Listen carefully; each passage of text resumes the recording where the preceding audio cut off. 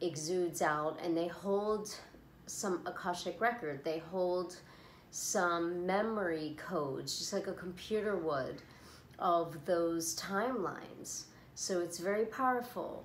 And of course, for people that are really in tune to be able to, you know, hear the messages and see into the messages, I think that that would take practice for someone new. Even if I'm experienced in channeling and reading energy, I still didn't get as much as, you know, you might think when you're hearing what these skulls are about. But so I got this invitation from a really dear sister of mine named Holly. I love her so much. And she's a Leo. And I was hesitant at first when she talked about it. I thought, you know, I'm the kind of person that I don't believe in worshiping things, even though I love crystals and I love the tarot cards and things like that. But when it comes to worshiping something, I'd rather worship myself and humanity and the light of God, you know, and just the energetic vibration of, you know, all that is, more than some object. But so I think there was part of me that needed to reflect that. So I wasn't sure if I was going to go. And I had posted on Facebook a kind of a meme thing that said, you know, I'd been invited to go see Max, one of the crystal skulls. Should I go? And one person said, like, no, this is like really bad energy. It's avoid with the plague. And then a whole bunch of other people were like, yeah, Max is lit, go see him. It's a very powerful experience. So I stayed open still, and I just kind of let it be open. I didn't decide until the last minute because I really wanted my guides to come and let me know, is this something that is necessary for me? Is this something that is of benefit for me? And I actually had been doing some research on them, and I just felt that I needed to go. I got the message, yes, go for the experience. So I was like, okay, I'm gonna go. I'll see what this is about. So I went there, and once I got there, it was a little bit early, and Max, this crystal skull, was in another room by himself. And everybody was kind of setting up in the area where we were going to do meditation with Max. And we were going to do the singing Balsam sound bath and just gather together. It's about 15 people, very intimate setting. So I decided I'm going to go in this room and I'm going to like feel Max out, you know, away from everybody, because I channel and I read everybody's energy. So sometimes it can confuse. So I went in the room and I looked at Max, and I was standing there, and I really was just neutral. And all of a sudden, I promise you, I felt like I was levitating off the ground. And then when that happened, it was kind of overwhelming. So I started to get emotional, almost like I was going to release. So I only stayed there for a short while because I just wanted to feel it, and everybody was there, and I didn't want to be away, you know, too long or be the only one in the room, because I wasn't even sure if I was supposed to go in, but I just kind of wandered in there. So after that, I just left, and I went out there, and I got my seat and everything, and I was just, you know, just staying open to like, what was that? That's actually quite an intense energy. So I, for one, have always felt that I could actually levitate one day. And that might sound really strange to some of you watching this video, and some others saying no, that they believe it. I'm just going to be purely authentic here in this video. So whoever's watching, if it sounds like hokey pokey or something you don't like, just disregard. But I want to be authentic, and part of the reason why I don't do a lot of videos, because I'm always thinking, well, who am I speaking to? There's this variety of people that, because I am an Aquarius, so I'm connected to unity in all the people, but still with this Aquarius eclipse coming up and all that's been going on this year, I'm really guided into being my authentic self, and I will commit to that. So I really have felt before that I could fly. I could levitate. I felt the energy before when I was in a certain state that I was about to levitate and that I could actually start to fly. I dream about flying all the time, so I really felt as though this was something that was part of my history that I had experienced in another timeline, in another lifetime.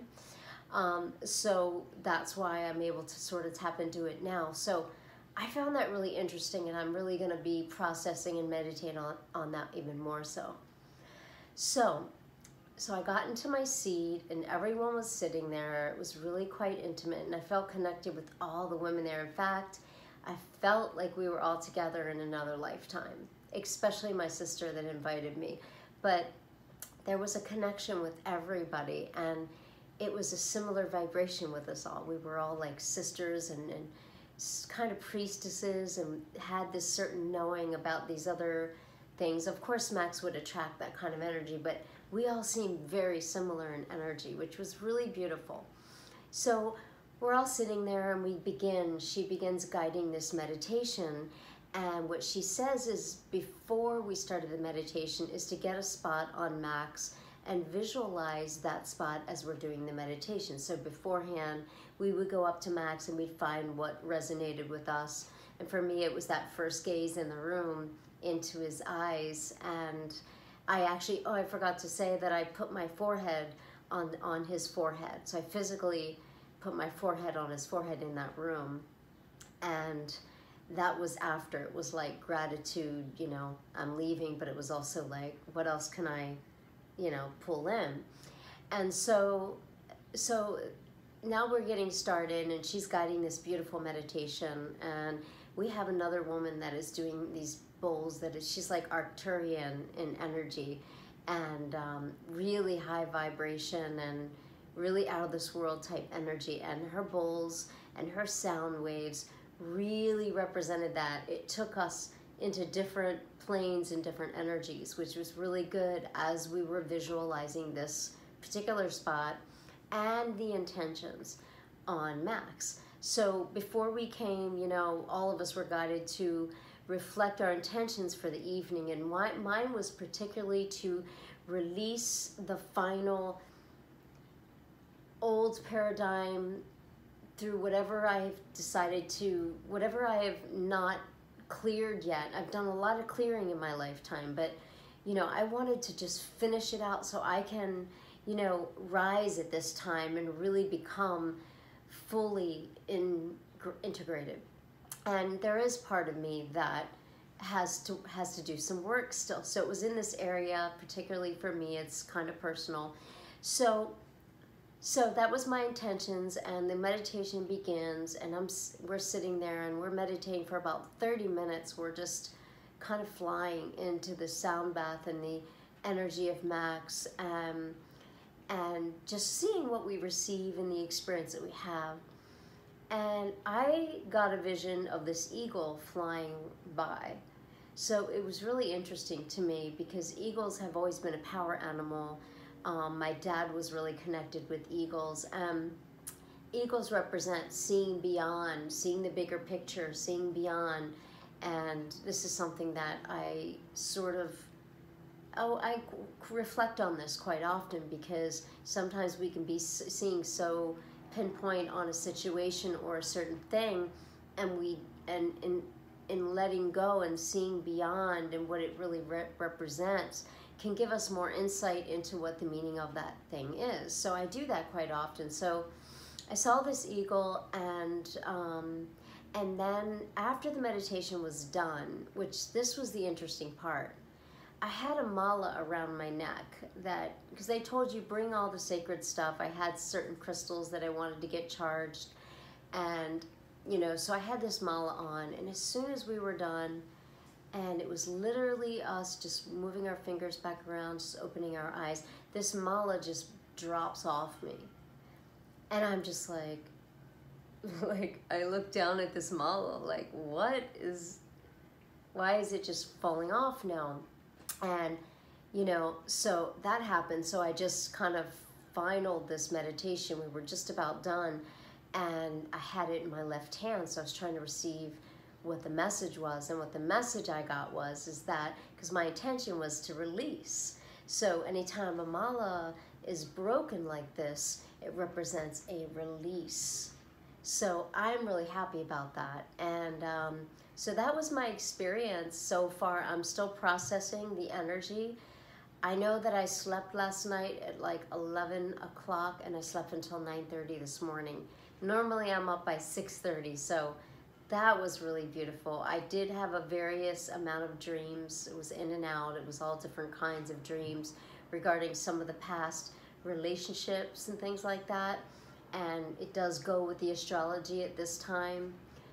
In fact, I will be doing another video on the Aquarius eclipse coming up this week. And part of that for me is connected into all this. So I don't want to make this video too long, so I'm going to keep this one with Max. So I really did feel like I got that release, and I woke up today and I felt incredibly good. Like, I just felt like nothing could stop me.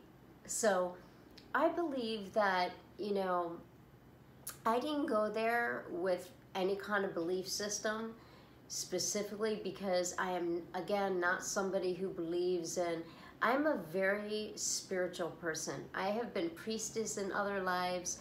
I do ceremony all the time, but I have to get the answer inside of me to feel certain about things. I don't just, oh, let's do this, oh yeah, that is that. I don't do that lightly. It needs to be that I have a knowing and I connect with it and have experience with it. No matter what that I do, I have to have experience and the knowing of it before I either teach it or actually believe in it. So I went really open, and so far I feel like there is actual energy there, and there is some things in my subconscious right now that I'm feeling, but I'm not aware of yet. I'm just feeling the inkling of it, of past lives and other timelines. And supposedly some of these skulls have come from Atlantis. I think this one actually did. I think Max is from the Atlantean time. So, you know, do some research for your own. I don't recommend or not recommend having this experience. I just want to share my experience with you, and if you guys are excited by it and you ever get the opportunity or an invitation, you know, why not experience it and see. And I didn't feel any negativity or bad energy with this skull. And I tell you, in the past, when I would see even a tattoo of a skull, I'm like, why do they wear that? So I finally got the recognition and a little bit of the understanding so far, because it's just new for me.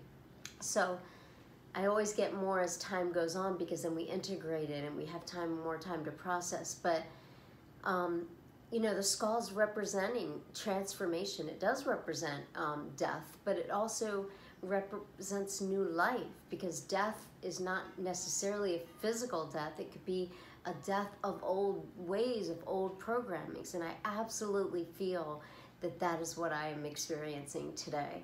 So that is my experience with Max and the crystal skulls. And I did get two Max energized skulls. They were both, one was yellow Mukite jasper and the other one was red jasper. And I was really attracted to the yellow one, and then I found out it was from Australia, originated. That actual stone comes from Australia, and it's by the creeks in Australia.